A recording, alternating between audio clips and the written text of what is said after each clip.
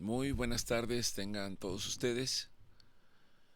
Bienvenidos sean a Cristo en nuestra familia. Esperamos que todos estén pasando un excelente tiempo durante estos días en que para nosotros culturalmente se conoce como la Semana Santa. Para el día de hoy me gustaría puntualizar algunas cosas, no tanto a manera de disertar o de predicar, sino de acuerdo a la indicación misma de la palabra de Dios, a la indicación de Dios mismo hablando. Dejemos que la Biblia nos hable a cada uno de nosotros, que produzca el efecto que Dios quiere que produzca en cada uno de nosotros. En la medida que nosotros tenemos oportunidad de descubrir la Biblia, quizás no seamos tan conscientes de que la Biblia nos está descubriendo a nosotros quiénes somos realmente,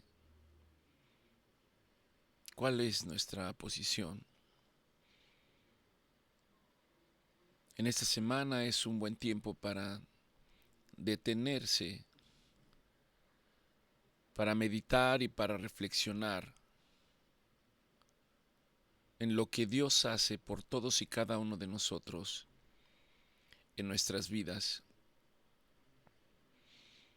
Tal vez podría decir que pocas veces tenemos el tiempo de detenernos y meditar y reflexionar en esto. Al meditar y reflexionar, llegar a una conclusión que con frecuencia la señalamos al inicio de nuestras reuniones. Dios nos ama, es correcto. La Biblia me lo indica y dice así: de tal manera Dios nos ha amado que ha entregado a su único Hijo. Por lo tanto, si ha entregado su único Hijo, para nosotros es conocer quién es nuestro Señor Jesucristo, entender y conocer su obra expresada en los Evangelios, que era Dios, pero que no estimó el ser igual a Dios, sino, dice la Escritura, sino que despojándose de sí mismo, abandonó su gloria y se convirtió en hombre, y vivió entre nosotros, y murió entre nosotros. Había un propósito. Es el propósito que humanamente Él vino a cumplir. Para que el día de hoy nosotros podamos comprender y entender que estábamos condenados a muerte, éramos reos a muerte, pero Él vino, dice su palabra, para darnos vida en abundancia, para darnos vida eterna. La semana pasada tocamos algunos aspectos recordando qué significa la Pascua, cuál es el motivo de esta celebración. Y hablábamos de que esto tiene su escenario en el pueblo judío, en un tiempo en el que el pueblo de Israel estaba cautivo en Egipto y fue liberado. Fueron sacados de la esclavitud, y que esto para nosotros era un reflejo de lo que hoy Dios hace en nuestras vidas a través de ese sacrificio de nuestro Señor Jesucristo, liberarnos del pecado. Cuando no conocemos al Señor, estamos condenados a muerte eterna. Pero en la medida que nosotros podemos comprender, entender, logramos discernir y reconocer que Jesucristo es el Hijo de Dios, entonces esa muerte eterna se convierte en una promesa de vida eterna. Quizás no podemos dimensionarlo, entenderlo, pero la palabra de Dios lo dice. Y la palabra de Dios me dice que Dios no es hombre ni hijo de hombre para que mienta, y mucho menos para que se arrepienta. Que lo que dijo es verdad. Y si Dios lo dijo, es cierto. Y si Dios dice que en Jesucristo tendremos vida eterna, es real, es cierto. Lo cual implica que nuestros días no terminan en esta vida, humanamente hablando. Que no terminan con la muerte de este cuerpo físico.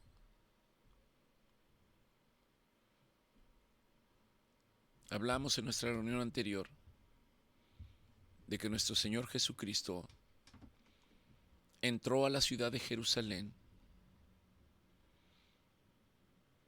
La Escritura dice, o algunos interpretan, de manera victoriosa, montado sobre un pollino. Y hacíamos una reflexión de cómo que entraba de manera victoriosa y 3 días después iba a ser sacrificado, iba a ser llevado a la cruz, iba a ser lastimado, vejado, insultado. ¿Cuál era la victoria? Humanamente no podemos entenderlo, pero el Espíritu de Dios sí nos da entendimiento para comprender de que está hablando de que nuestro Señor Jesucristo triunfó sobre el mundo de maldad. La palabra de Dios dice que puso a sus enemigos a sus pies de manera victoriosa a través de su sufrimiento. Y esto es a lo que nos invita el Señor a reflexionar. Recordar que cuando Jesús entró a Jerusalén, sus discípulos y el pueblo que quizás no entendía muy bien quién era Jesús, gritaban a su paso: Hosana, Hosana, bendito es el que viene en el nombre del Señor. Hablamos de que Hosana significa Dios, sálvanos hoy. Esa palabra se cumplió para nosotros. Dios nos ha salvado. Es tiempo pasado. Hoy tenemos acceso a esta salvación y el Señor la pone delante de nosotros, dándonos la capacidad de decidir si la tomo o no la tomo. Quizás por ignorancia muchos la han rechazado. Quizás muchos, habiendo entendido la rebeldía en la naturaleza humana es tal que no puede dimensionarlo, no puede comprenderlo y entonces la rechaza. Pero Dios nos la ha dado para el que quiera recibirla, para el que quiera detenerse y comprenderla por un instante. Después de que nuestro Señor Jesucristo entra triunfante a la ciudad de Jerusalén, se desatan una serie de eventos. Yo me he preguntado muchas veces cómo deberíamos celebrar la Semana Santa. Culturalmente sabemos que es un tiempo de vacaciones. Los niños están de vacaciones, nos vamos a la playa, descansamos en casa y está bien. Está bien, de ninguna manera estoy yo señalando que eso esté equivocado. Pero verdaderamente, ¿qué representa? En la palabra de Dios hay una ordenanza para el pueblo judío de celebrar este tiempo año con año. No hay excusa de celebrarlo año con año. Celebrar el hecho de que fueron liberados de la esclavitud, aun cuando hoy no lo comprendan y no lo entiendan. Que para ellos hubo un tiempo en el cual tuvieron que sacrificar un cordero y tuvieron que poner la sangre del cordero sobre el dintel de sus casas por un motivo y una razón. Y el Señor dijo, celebrarán esto perpetuamente. Es decir, ¿cuándo se va a terminar? Nunca, es perpetuo, perpetuamente. Y se lo enseñarán a sus hijos y a los hijos de sus hijos. Reflexiono en este hecho y podría considerar que ciertamente nosotros, culturalmente, quizás podría decir genéticamente, hereditariamente, no somos judíos, ni pertenecemos a ese pueblo. Pero en el libro de Romanos, Pablo me dice que ya no hay judío ni gentil, sino que ahora aquellos que han creído en nuestro Señor Jesucristo pertenecen a la familia celestial. Y ciertamente la palabra de Dios no ha cambiado y hay una invitación para reflexionar aún durante este tiempo, independientemente de lo que esté haciendo, detenerme un momento y reflexionar. Y ese es el motivo de este mensaje, que usted tenga la capacidad de reflexionar sobre la razón de este tiempo. Conozca usted a Cristo o no, si tiene la oportunidad de escuchar este mensaje. Es un tiempo para hacer una evaluación espiritual. Es un tiempo para que si el Espíritu Santo viene y me redarguye, haya un tiempo para arrepentirnos de haber estado alejados tanto tiempo de la presencia del Señor, de limpiar nuestro corazón. Cuando nuestro Señor Jesucristo entró a Jerusalén, voy a enumerar lo que dice la Escritura, particularmente en el libro de Marcos, en el Evangelio de Marcos, y específicamente durante los capítulos 13, 14 y 15, que hablan de todo este proceso. Hay otros evangelios que también narran de lo mismo, pero particularmente Marcos lo hace. Cuando nuestro Señor Jesucristo entra a Jerusalén, hay un complot para matarlo. Previamente nuestro Señor Jesucristo había sido ungido en Betania. No me voy a detener a algunos aspectos. Después de ser ungido, Judas prepara la traición del Señor para venderle por 30 monedas. En ese tiempo nuestro Señor Jesucristo está preparando la cena que va a tener con los discípulos durante esa semana, durante ese tiempo. No voy a entrar en el concepto de la cena de la Pascua, porque algunos no están de acuerdo que era una cena de la Pascua, sino una cena antes de celebrar la Pascua. ¿Por qué es antes de celebrar la Pascua propiamente? Porque el pueblo sacrificaba un cordero, que era el momento en el que la celebraban. Pero esta era una cena que se hacía tradicionalmente entre los varones, en los que se reunían y hacían un recuento de las cosas de su vida y compartían unos con otros. Después de esto, de que son reunidos para la cena, y esto lo voy a leer, viene la institución de la Cena del Señor, que tiene una importancia tremenda el practicarla entre aquellos que han comprendido, en practicarla en casa incluso, cuantas veces sea posible. Y dice Marcos 14:22, y mientras comían, Jesús tomó el pan y lo bendijo, lo partió y les dio a cada uno de sus discípulos y les dijo, tomad porque esto es mi cuerpo. Después de repartir el pan, tomó la copa, dio gracias y bebieron de ella todos.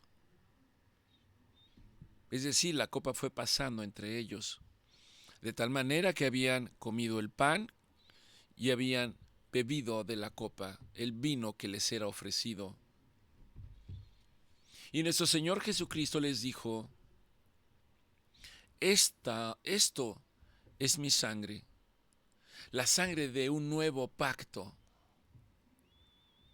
Por lo tanto, al declarar un nuevo pacto, el viejo pacto dejó de ser. Esta es mi sangre del nuevo pacto, que por muchos es derramada. Está hablando de su propia sangre.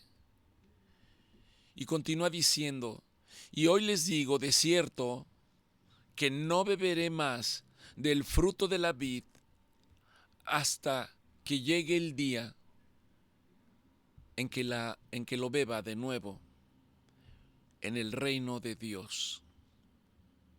Está hablando de una promesa y el establecimiento de su reino.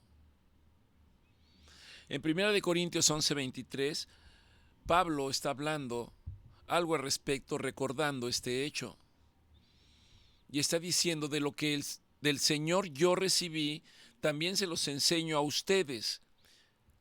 Y hoy quisiera que lo recordara, que el Señor Jesús, la noche en que fue entregado, tomó el pan y habiendo dado gracias, lo partió y dijo, tomad, comed, porque este es mi cuerpo, que por vosotros es partido. Hagan esto en memoria de mí. Hagan esto en memoria de mí.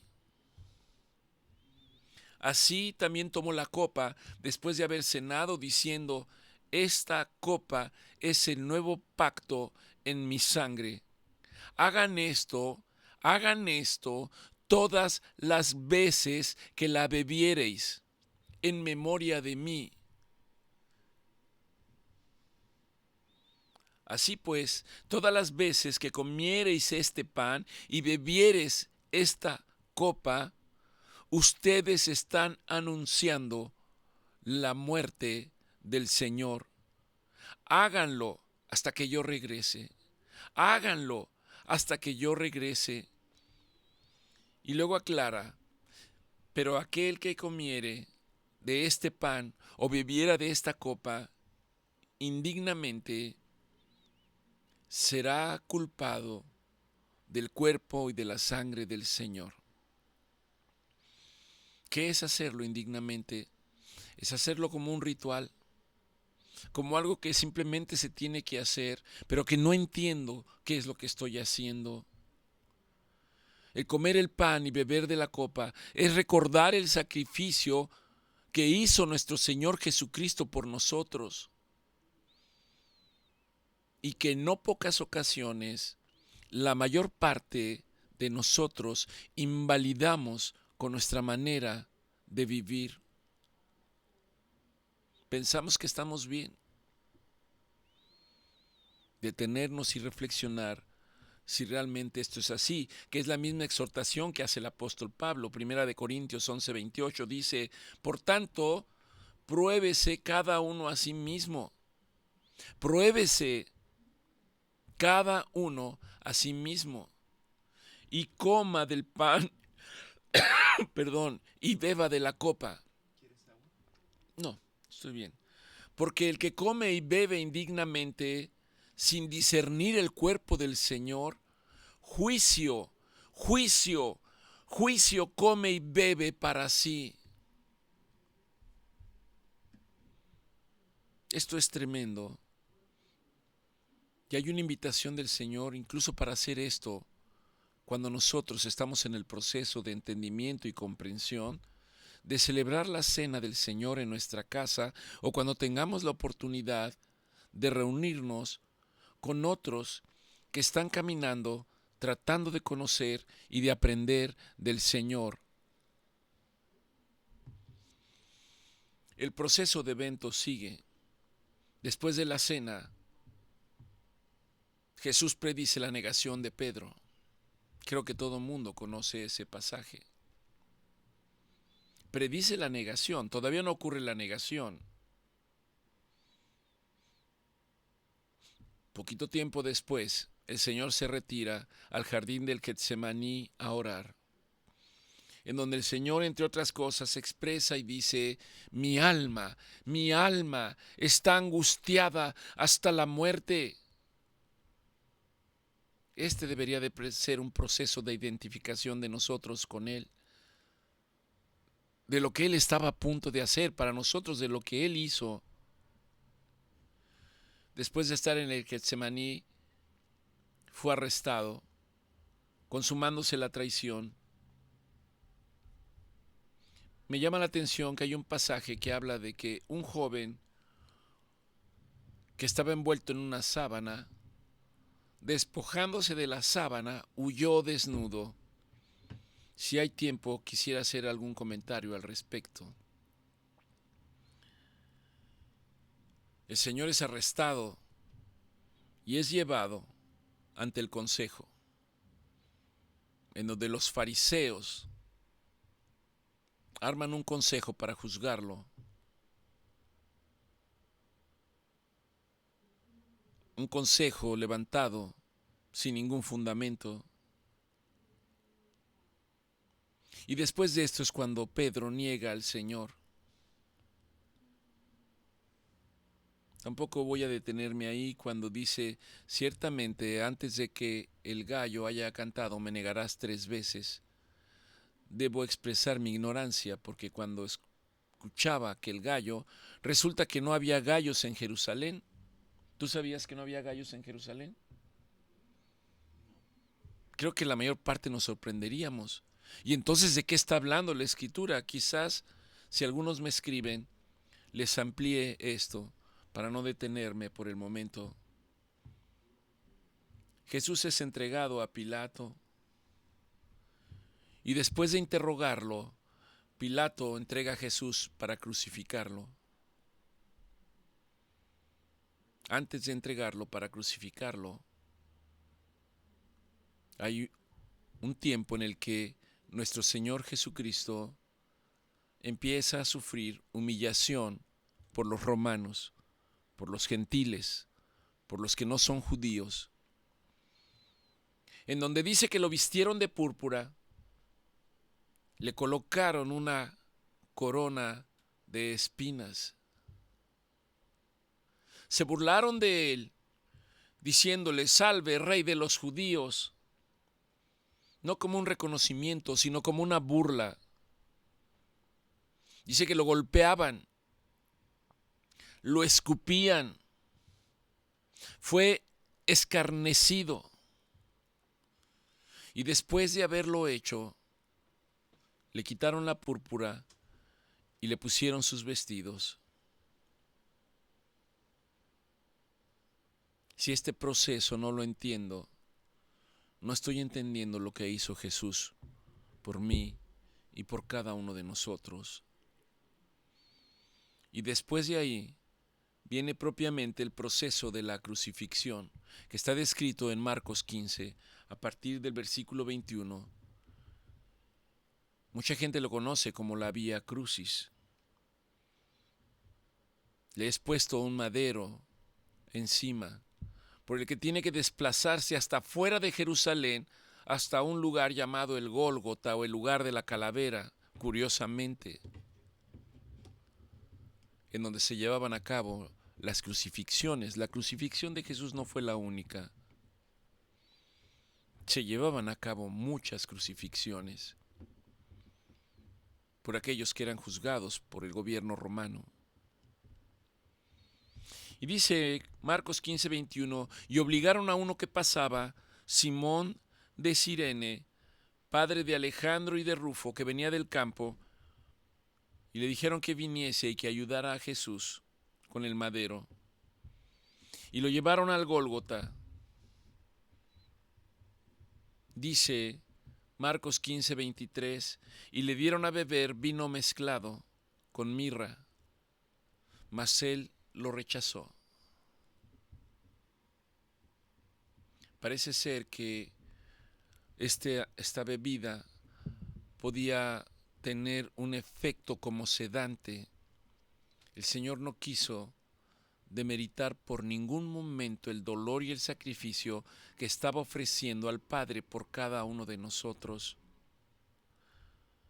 Luego dice, cuando le hubieron crucificado, repartieron entre sí sus vestidos y echaron suerte sobre de ellos para ver qué se llevaría cada uno.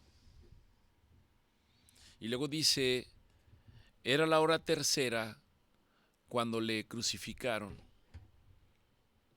Debo señalarles también que yo no entendía qué era la hora tercera, qué era la hora sexta y qué era la hora novena, etc.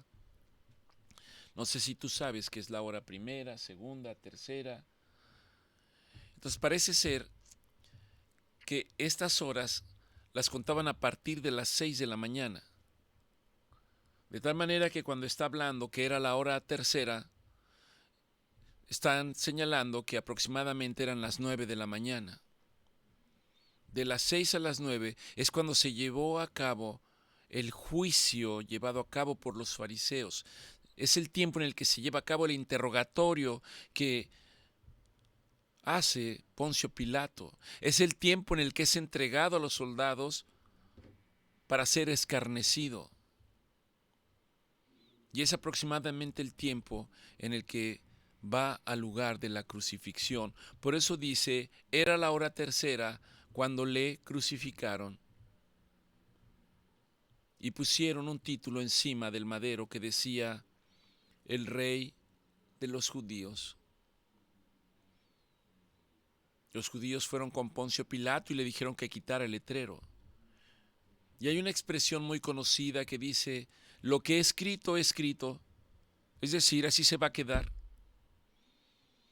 Luego dice, y crucificaron también con él a dos ladrones, uno a su derecha y otro a su izquierda. Hay quienes identifican estos como el ladrón bueno y el ladrón malo.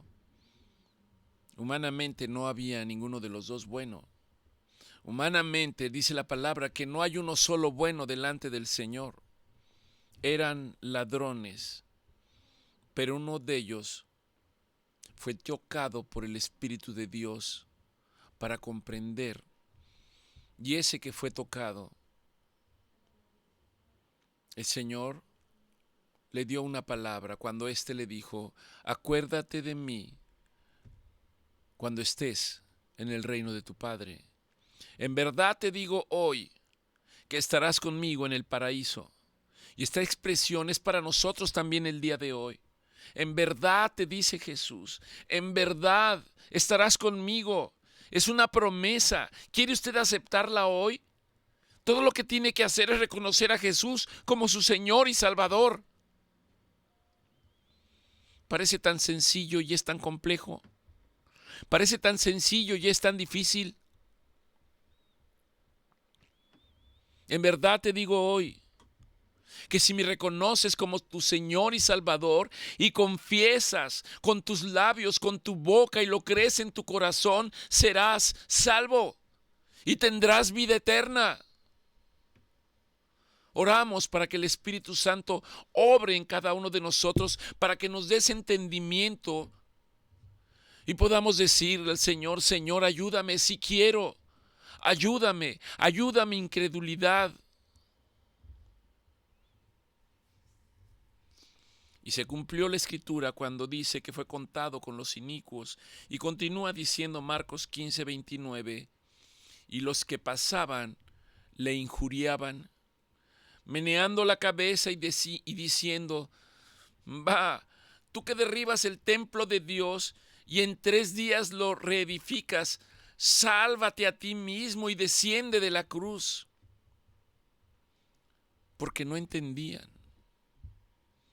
De la misma manera que hoy, de manera contemporánea, no entendemos lo que es la vida eterna.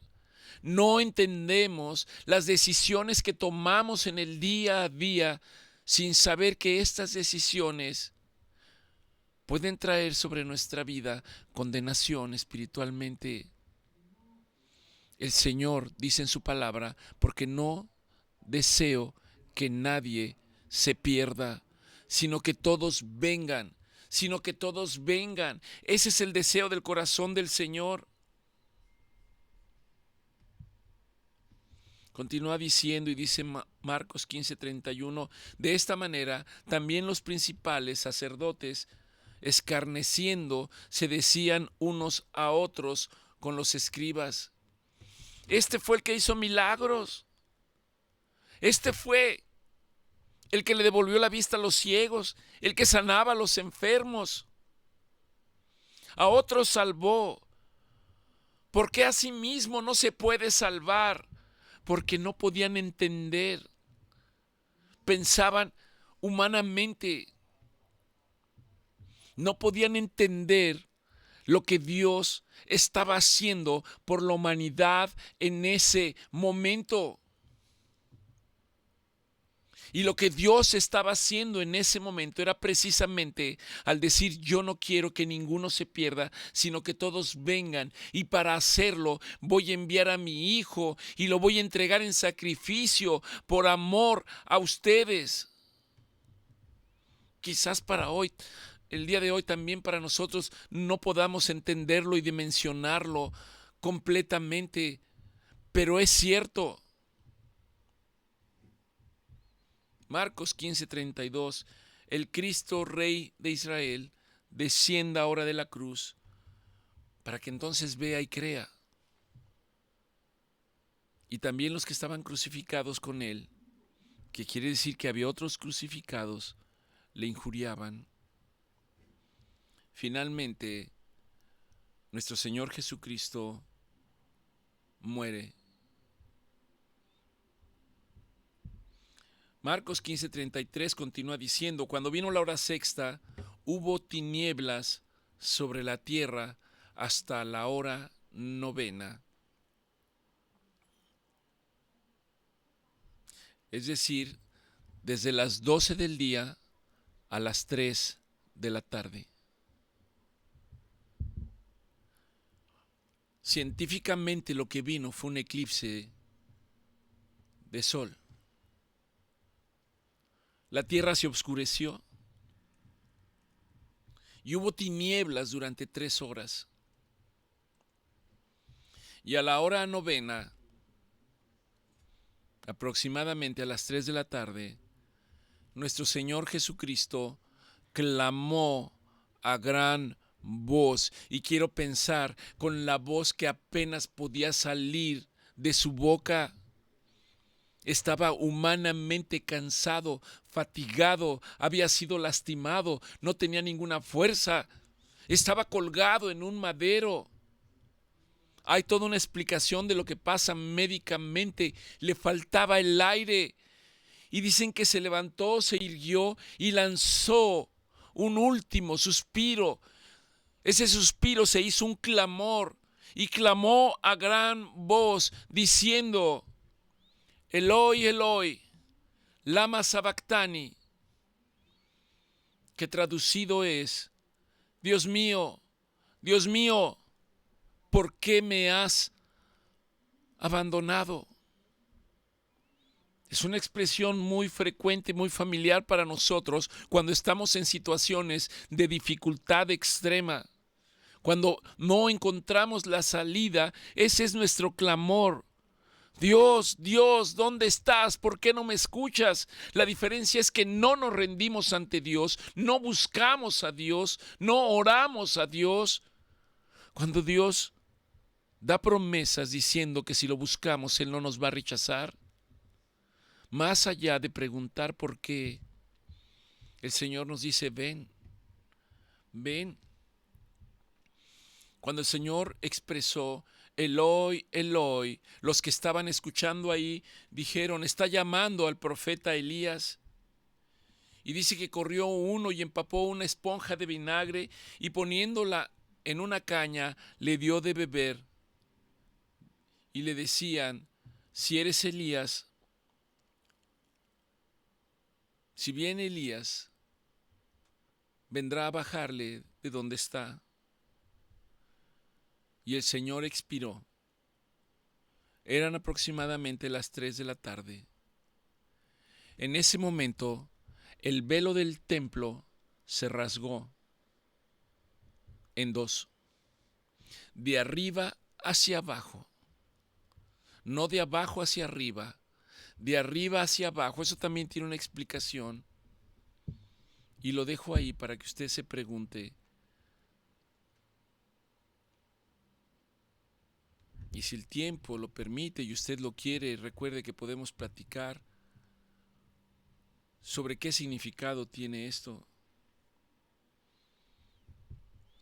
Dice Marcos 15:39, y el centurión que estaba frente a él, viendo que después de clamar había expirado, entonces este centurión, que era un soldado romano, que era gentil, que no era judío, expresó y dijo: verdaderamente, verdaderamente, este hombre era hijo de Dios. Oramos para que cada uno de nosotros llegue a ese punto de clímax en su vida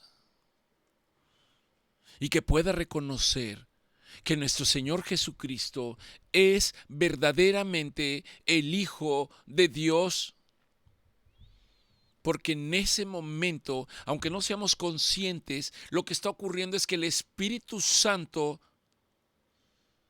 nos está tomando y nos está dando entendimiento.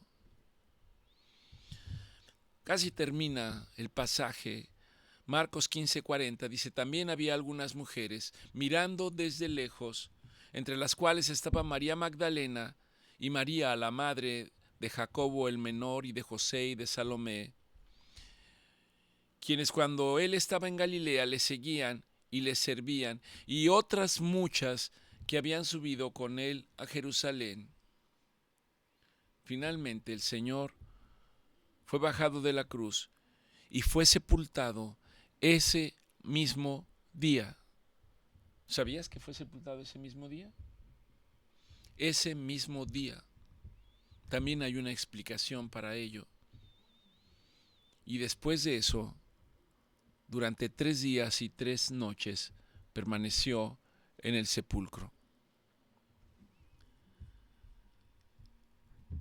Cuando tenía como 11 años o 10, antes de convertirme en un rebelde certificado como muchos de nosotros, recuerdo que durante estos tiempos de Semana Santa, mi madre nos llevaba por la tarde de los jueves a hacer la visita de 7 iglesias, y yo no entendía por qué.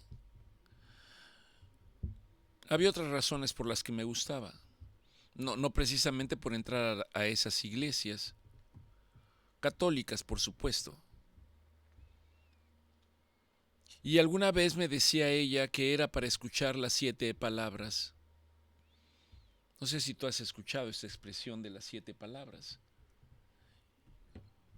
¿Y a qué se refiere? Y yo no comprendía y no entendía. De hecho, debo confesarles que esto lo empecé a comprender hasta la fecha en que tuve la oportunidad de empezar a leer la palabra de Dios. Y esto básicamente es lo que me gustaría dejarles a ustedes, que es el resumen de lo que está experimentando nuestro Señor Jesucristo ahí cuando es levantado. Sus manos han sido clavadas y sus pies, es decir, que ha sido crucificado. La primera palabra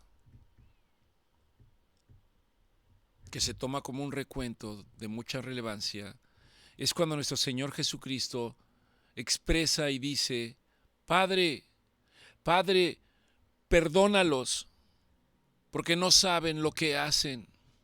Y esa palabra sigue retumbando hasta el día de la fecha, cuando apartados del Señor vivimos vidas que no honran al Señor.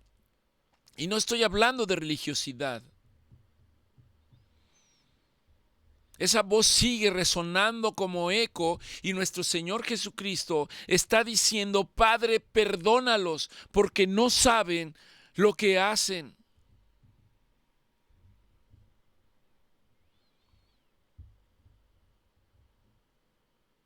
La segunda palabra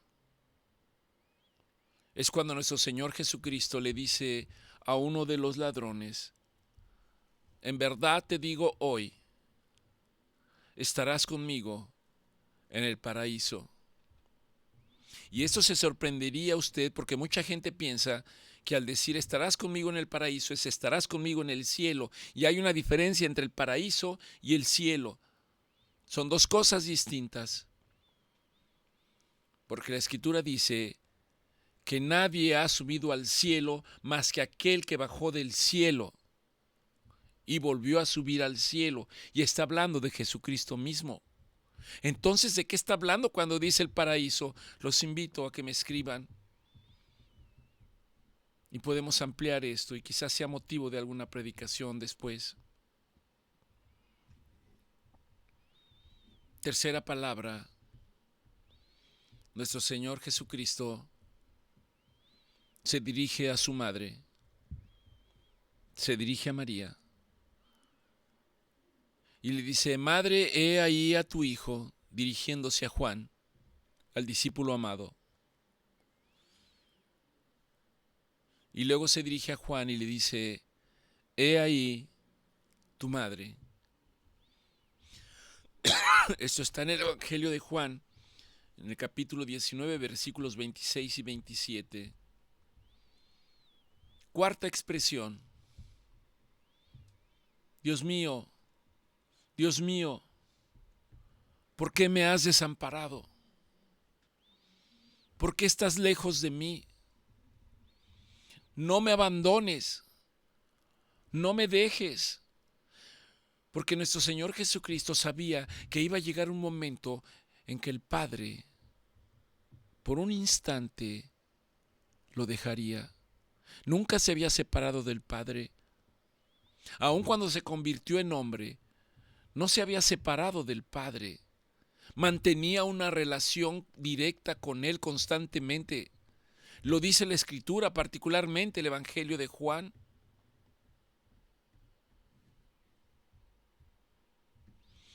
Quinta expresión. Tengo sed. Tengo sed. Para nosotros humanamente pensamos en que había un proceso de deshidratación y de que tenía sed y quería algo para saciarse, pero no se refiere a la sed física. Tengo que ir a la Escritura donde dice nuestro Señor Jesucristo, tengo hambre y sed de justicia, de que se haga justicia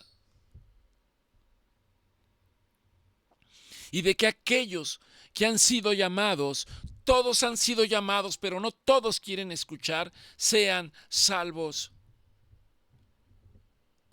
Sexta expresión.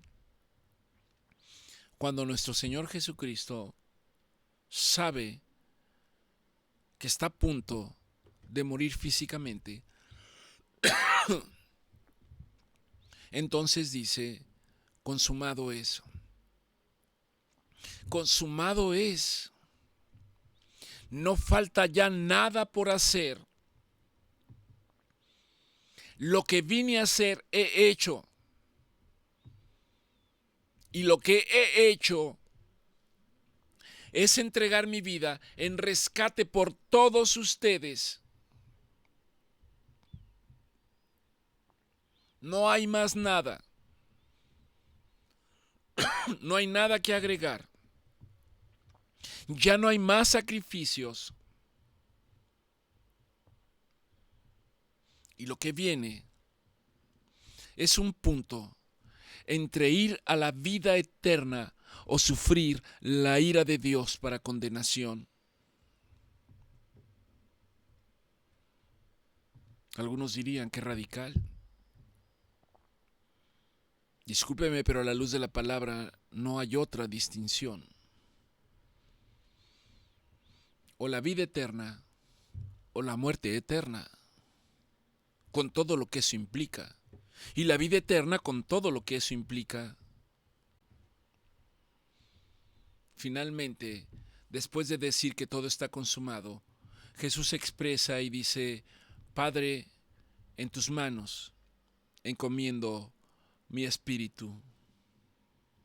Juan 10:18, nuestro Señor Jesucristo exclamó y dijo, nadie me quita la vida, sino que yo la pongo de mí mismo.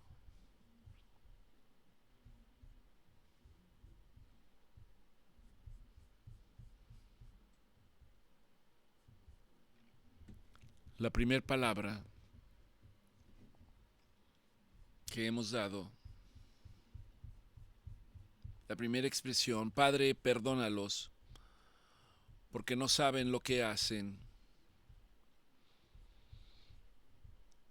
habla de la misericordia de Jesús, no solo para aquellos que lo crucificaron, sino para nosotros también. La segunda expresión, en verdad te digo, hoy estarás conmigo en el paraíso, es la promesa de salvación para cada uno de nosotros. Tercera expresión, mujer, he ahí a tu hijo, hijo, he ahí a tu madre. Es una expresión de cuidado, es una expresión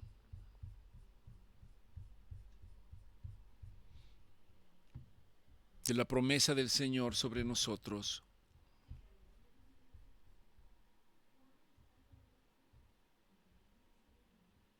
Como un padre hacia sus hijos, nuestro Señor Jesucristo dijo: Jerusalén, Jerusalén, cuánto tiempo he querido traerte como la gallina atrae a los pollitos, pero no quisisteis. Pero no quisisteis. La siguiente expresión habla de abandono, sentimiento de soledad y sufrimiento.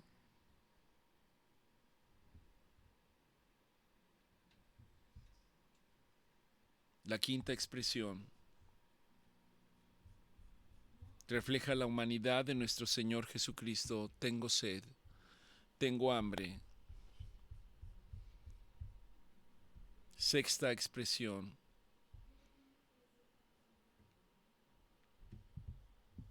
ha completado su obra el Señor.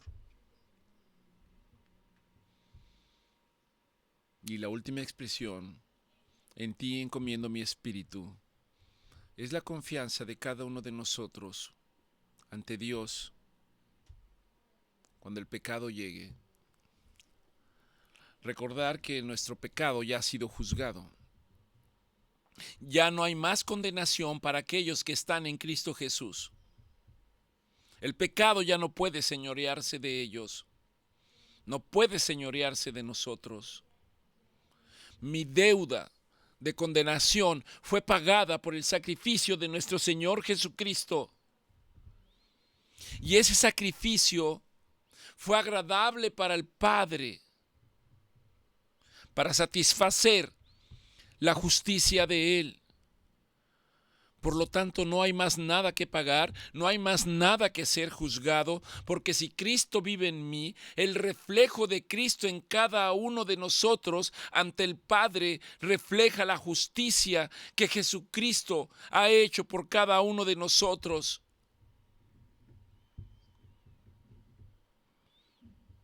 El rasgarse el velo habla de que la gracia de Dios fue abierta. Ya no hay más sacrificios que hacer. Ya no hay más mandas que pagar.